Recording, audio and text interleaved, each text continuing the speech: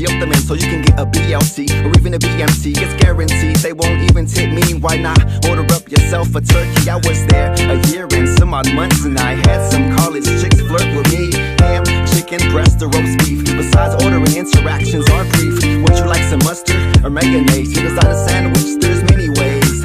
Ranch, chipotle, that onion sauce. So many ingredients to deal with, I get lost. Lettuce, tomatoes, onions, and green peppers. Eating fresh seems to make their day better. We got olives, pickles, and these cucumbers. There's something in the food making the customers dumber. Listen, sir, anything else besides vinegar? Okay, this was for here or take out. Out good now, make like a ball and bounce. After my shift is finished, you know I'm out. Maybe I have to see the daily bullshit save me, put me on, play me. It might seem I don't like human beings, but that's just how I feel. You know what I mean? Maybe I have to see the daily bullshit save me, put me on, play me. It might seem I don't like human beings, but that's just how I feel. You know what I mean? Maybe I have to